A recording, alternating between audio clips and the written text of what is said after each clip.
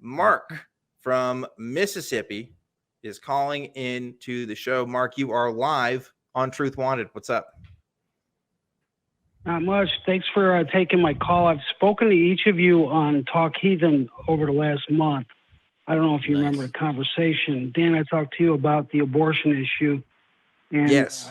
I performed abortions before, and I'm theist, but I was very mad about the Roe versus Wade decision. And I talked to you before that, Johnny.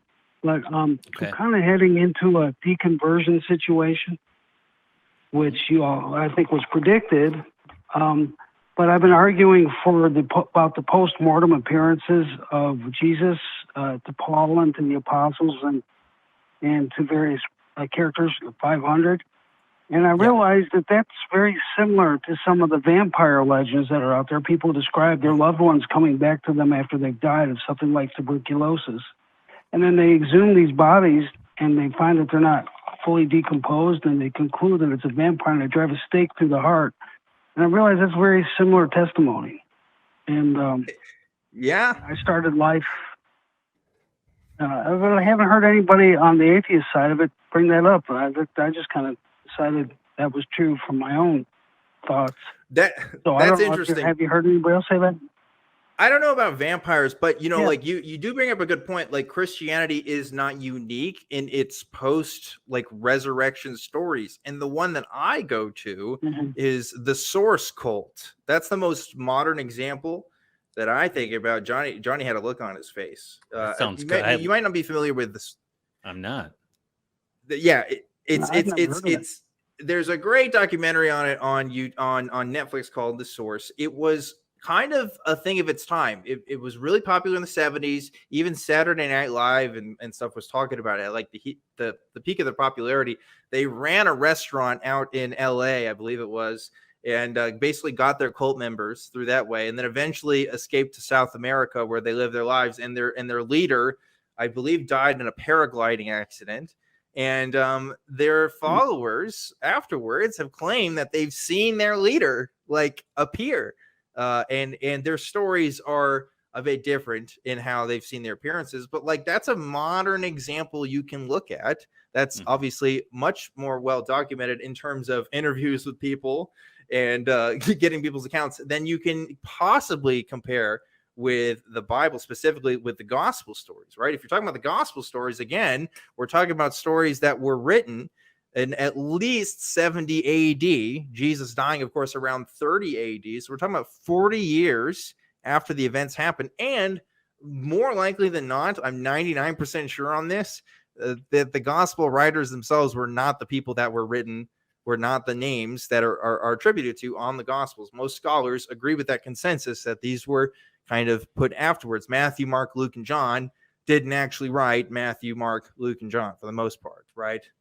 So at least the disciples did, right? It's weird. It's obviously not the most common thing. There's a lot of other kinds of religious experiences I think you can argue are more common, but post-resurrection appearances from leaders is not completely unique to Christianity, right? Yeah. Yes, I agree.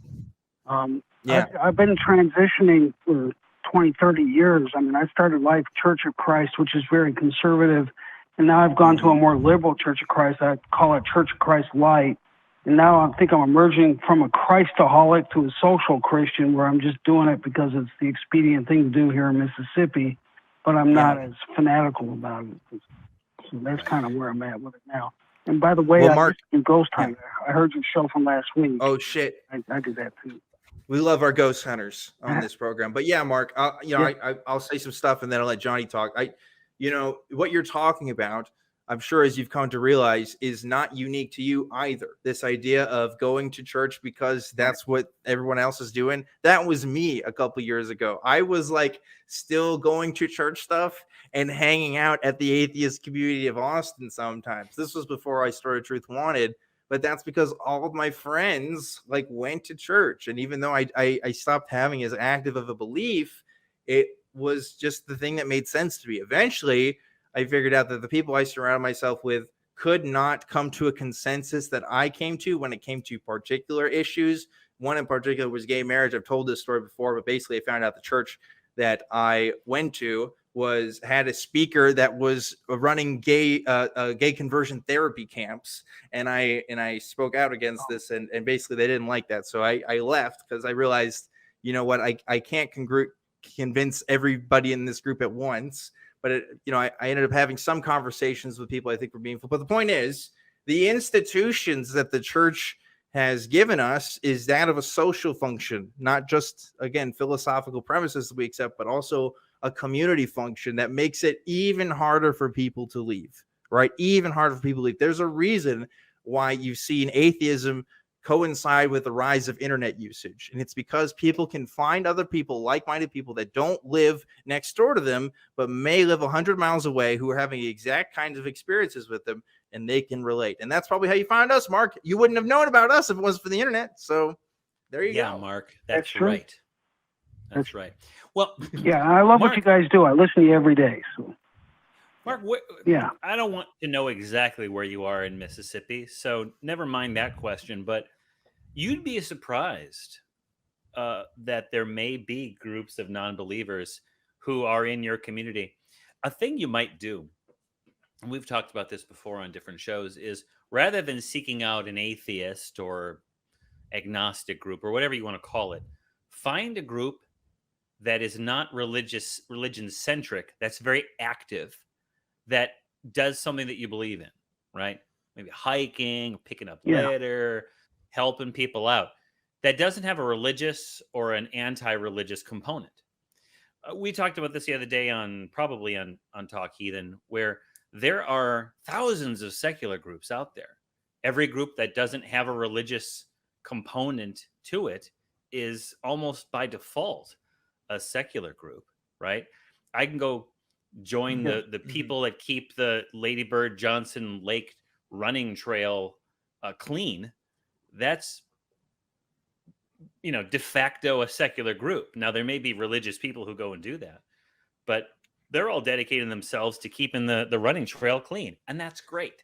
So maybe find something, not that you have to leave your church for a social aspect of it, but you can supplement your social life with a group like that.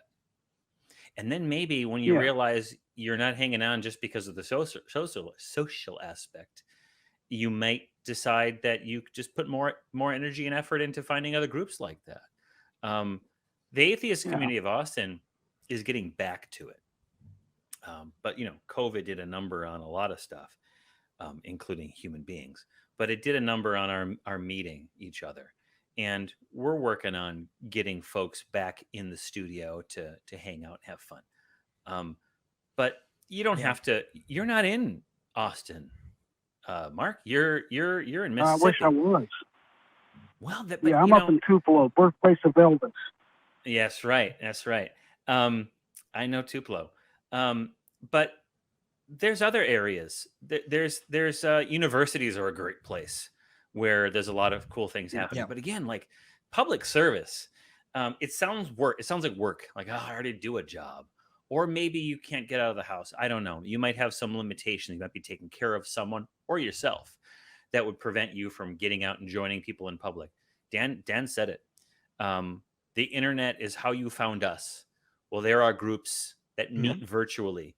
Recovering from religion, they meet virtually. We work with a Discord. They meet virtually. And find a virtual group. And maybe in the course of joining up with a virtual group, whether that's atheism, theism, deism, whateverism related, or just I like bird watching, you might find people in your community, in your neighborhood, where you can meet up and go have a cheeseburger or whatever it is you like. That's just a thought. Yeah, well, that's good. I'm just tired of having to act like a contortionist to make the case for the resurrection and so forth. It's just I know all your arguments pretty well, and sometimes I add to it because I saw that one. So, well, that's fine. I'm listening to you guys just about every day. That's why I listened to Dan's show from last week talking about the ghost hunter, and I just thought, hey, I got to call him tonight. So I'll tell you this, Mark. Are you looking at our Facebook chat? Are you looking at our crew chat there, Dan? Let me see. I'm not sure. Oh yeah, so there it is. So Lay it on got a 'em. link here. There's the Mississippi Humanist Association is an organization you can look at, the mshumanist.org. So there's one that you want to look at. But Mark, I was going to tell you this. I definitely don't feel like I'm doing any contortions anymore. When I was a Christian, I felt like I had to do some contortions to make stuff work. The only times I feel like I get to that feeling again is when there's political issues where I may or may not have things completely figured out. But when it comes to this stuff, man, like, I don't have any doubts anymore about me being wrong, if that makes sense. Like, nobody has yet convinced me that, oh, actually, most of the events in the Bible are true. Like, it's not a thing that bothers me. But you know what? It did bother me when I was a Christian, because I had to somehow make it work. And now I'm free of that burden. So, Mark, whatever you're doing on your journey, whether you decide to call yourself an atheist, decide to call yourself a Christian still, whatever, I hope you can free yourself of the burden of having to feel like you can contort, having to feel like you have to contort what you believe. Don't do that because other people are making you feel like you should. Please don't. Do yourself a favor and don't. It is so freeing when you don't have to. But Mark, I do have to let you go. We have some other people we need to talk to. Thanks again for calling in and talking with us. And I hope you have a good rest of your night. Johnny, any thoughts? Just that as we get older, we become less flexible. We lose range of motion. So I would encourage everyone out there, take care of yourself. Make sure you work on whatever is healthy for you to stretch. I do yoga. My mother, cuckoo as she is, does Tai Chi. Good for her. And it keeps her mobile. So if you're worried about getting into contortions in the future, maybe do it in an actual demonstrable, healthy way. And I suggest yoga, Tai Chi. But ask your doctor if it's right for you. Yeah, do it. Yeah. Right. But you got to be careful because yoga can invoke demons, Johnny. We cover that. We cover that on the obviously nonprofits. Yeah, we sure did. Oh, well, there you go.